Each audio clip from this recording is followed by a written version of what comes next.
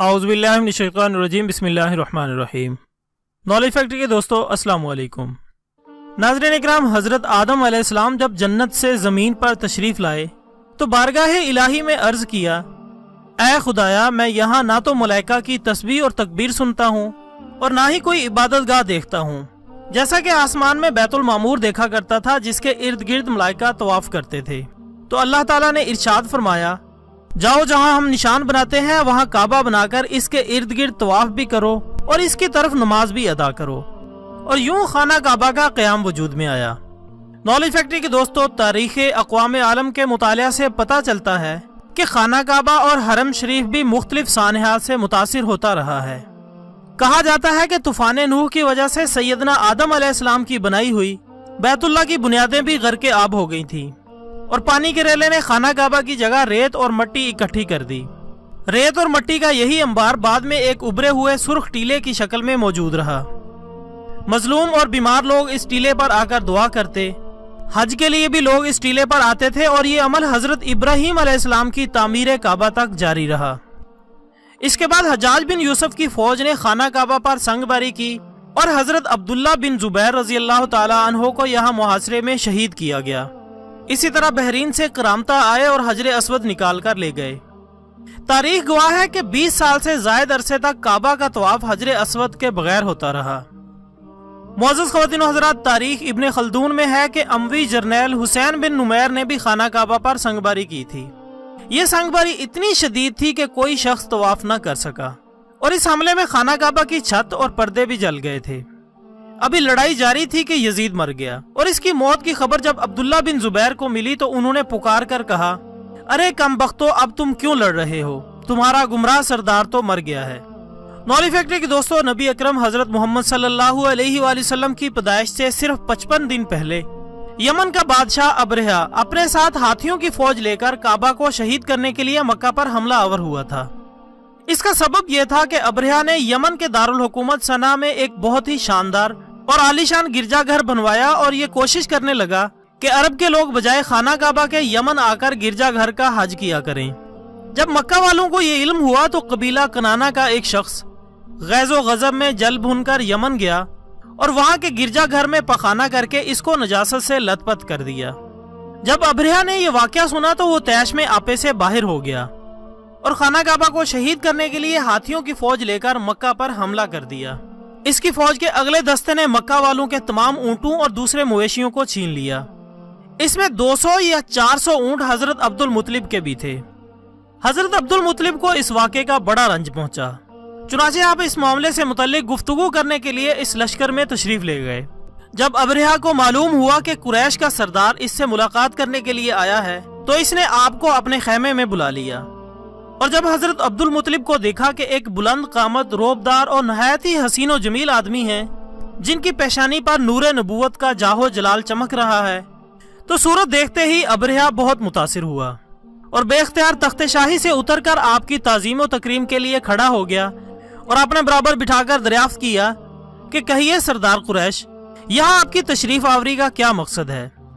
हजरत अब्दुल मुत्तलिब ने जवाब दिया कि हमारे ऊँट और बकरियां वगैरह जो आपके लश्कर के सिपाही ले आए हैं, आप इन सब मवेशियों को हमारे सुपुर्द कर दीजिए। ये सुनकर अब्रहा ने कहा कि ऐ सरदार कुरैश, मैं तो ये समझता था कि आप बहुत ही हौसलामंद और शानदार आदमी हैं, मगर आपने मुझसे अपने ऊँटों का सवाल करके मेरी नजरों में अपना वकार कम कर दिया है। ऊँट और बकरी की हकीकत ही क्या है? मैं तो आपके काबे को तोड़ फोड़ कर बर्बाद करने के लिए आया हुआ हूँ। तो आपने फरमाया कि काबा खुदा का घर है, वो अपने घर को खुद बचा लेगा, मुझे काबा की जरा भी फिक्र नहीं है। ये सुनकर अब्रहा अपने फिरौनी लहजे में कहने लगा कि ऐ सरदार मक्का, सुन लीजिए, मैं काबा को शहीद करके इसकी ईंट से ईंट बजा दूंगा और रूए जमीन पर इसका नामो निशान तक मिटा दूंगा, क्योंकि मक्का वालों ने मेरे गिरजाघर की बड़ी बेहुरमती की है। इसलिए मैं इसका इंतकाम लेने के लिए काबा को मिसमार कर देना जरूरी समझता हूँ। हजरत अब्दुल मुत्तलिब ने फरमाया कि फिर आप जाने और खुदा जाने, मैं आपसे सिफारिश करने वाला कौन होता हूँ। इस गुफ्तगू के बाद अब्रहा ने तमाम जानवरों को वापस कर देने का हुक्म दे दिया और हजरत अब्दुल मुत्तलिब तमाम ऊँटों और बकरियों को साथ लेकर अपने घर चले आए और मक्का वालों से फरमाया कि तुम लोग अपने अपने माल मवेशियों को लेकर मक्का से बाहर निकल जाओ اور پہاڑوں کی چوٹیوں پر چڑھ کر اور دروں میں چھپ کر پناہ لے لو۔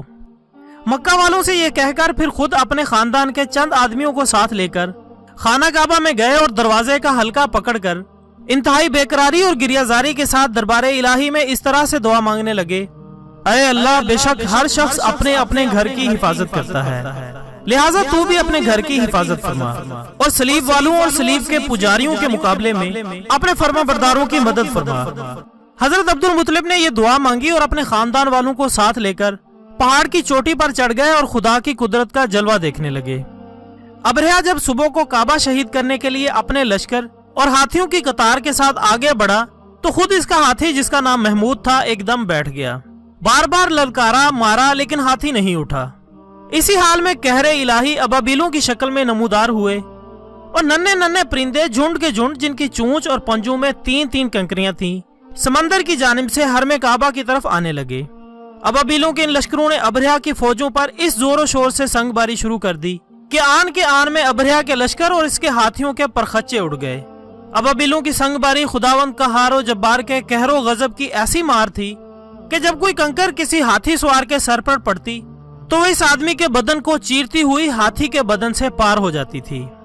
ابرہہ کی فوج کا ایک آدمی بھی زندہ نہیں بچا اور سب کے سب ابرہہ اور اس کے ہاتھیوں سمیت اس طرح ہلاک و برباد ہوئے کہ ان کے جسموں کی بوٹیاں ٹکڑے ٹکڑے ہو کر زمین پر بکھر گئیں۔ چنانچہ قرآن پاک کی سورت فیل میں اللہ تعالیٰ نے اس واقعے کا ذکر کچھ اس طرح سے ارشاد فرمایا ہے: تم نے دیکھا نہیں کہ تمہارے رب نے ہاتھی والوں کے ساتھ کیا کیا؟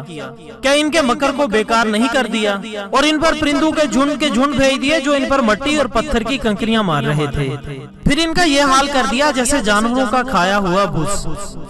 دوستو، جب ابرہہ اور اس کے لشکر کا یہ انجام ہوا تو حضرت عبد المطلب پہاڑ سے نیچے اترے اور خدا کا شکر ادا کیا، اور تمام اہل عرب ان کو ایک بزرگ کی حیثیت سے قابل احترام سمجھنے لگے۔ نالج فیکٹری کے دوستو، ابرہہ کے اس انجام سے برسوں پہلے حسان بن عبد الکلال حمیری نے بھی خانہ کعبہ کے معاشی اور اقتصادی پہلو کی لالچ میں اپنے علاقے میں کعبہ تعمیر کرنے کا منصوبہ بنایا تھا تاکہ حج و عمرہ کرنے والے ادھر کا رخ کریں گے اور سیاست اور تجارتی فوائد حاصل ہوں گے۔ مگر اسے مکہ میں داخلے کی جرت نہ ہوئی، لیکن اس نے مکہ آنے والے قافلوں کو لوٹنا شروع کر دیا۔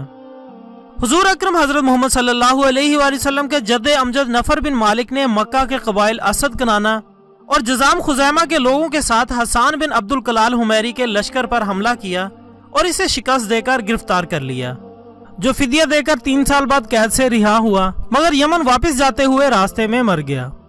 اس کے علاوہ سن 929 عیسوی میں کرامتہ فرقے کے پیروکار ابو طاہر سلیمان بن حسن نے ایک لشکر کے ساتھ مکہ پر چڑھائی کی اور حرم شریف میں داخل ہو کر قتل عام شروع کر دیا۔ اس قتل عام میں مکہ شہر اور گرد و نواح میں 30,000 افراد شہید کیے گئے، جن میں طواف کرنے والے 700 افراد بھی شامل تھے۔ ابو طاہر نے مکہ کا راستہ بند کرنے کی بھی کوشش کی تاکہ عازمین حج وہاں جانے کے بجائے بحرین آئیں، لیکن اسے کامیابی نہ ہوئی۔ ناظرین اکرام، صرف یہی نہیں بلکہ کعبہ کی حالیہ تاریخ میں بھی ایک المناک سانحہ پیش آیا۔ کعبہ شریف پر مرتدین کا قبضہ ہو جانے کی وجہ سے 14 دن تک طواف معطل رہا۔ اس عرصے میں حرم کعبہ کے در و دیوار اذان اور جماعت کی سعادت سے محروم رہے۔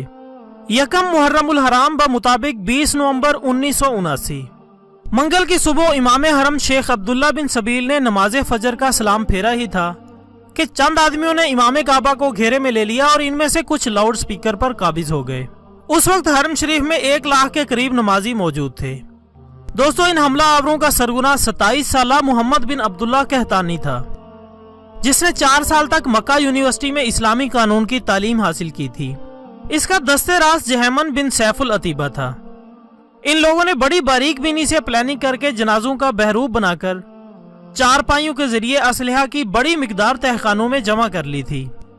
جب تمام تیاریاں مکمل ہو گئیں تو اچانک حرم کے تمام دروازے بند کر کے ان پر اپنے مسلح افراد کھڑے کر دیے۔ پھر گروپ لیڈر جہیمن العتیبی نامی شخص سامنے آیا اور اس نے المہدی کی آمد کا اعلان کیا اور اپنے ایک ساتھی کو سامنے بلا کر اس کا تعارف کروایا کہ یہ محمد بن عبداللہ ہیں۔ نام نہاد مہدی نے بھی مائک پر اعلان کیا کہ میں نئی صدی کا مہدی ہوں، میرے ہاتھ پر سب لوگ بیعت کریں گے۔ اس گمراہ ٹولے نے مقام ابراہیم کے پاس جا کر گولیوں اور سنگینوں کے سائے میں لوگوں کو ڈراتے دھمکاتے ہوئے بیعت شروع کروا دی۔ سعودی حکمران شاہ خالد نے 32 علماء پر مشتمل सुप्रीम कौंसिल का इजलास फौरी तौर पर तलब कर लिया। उलमा किराम ने कुरान और हदीस की रोशनी में मुतफिका तौर पर फैसला किया कि मुसल्लह अफराद के खिलाफ कार्रवाई शरीयत के ऐन मुताबिक है। इस फतवे की रोशनी में बैतुल्लाह के तकद्दुस के पेश नज़र भारी असला इस्तेमाल करने से गुरेज किया गया। सऊदी हुकूमत ने इस वाक़े से निपटने के लिए अपनी फौज भेजी, लेकिन खाना काबा के तकद्दुस और कम तरबियत की वजह से सऊदी फौजी बगावत करने वालों के खिलाफ मुतासिर कुन कार्रवाई करने में नाकाम रहे। मुसलसल नाकामी के बाद सऊदी हुकूमत ने पाकिस्तानी फौज से मदद तलब की, तो सऊदी एहलकार और पाक फौज के जवान अपनी हिकमत अमली की मदद से 4 दिसंबर को ये बगावत बिलाखिर खत्म करने में कामयाब हुए।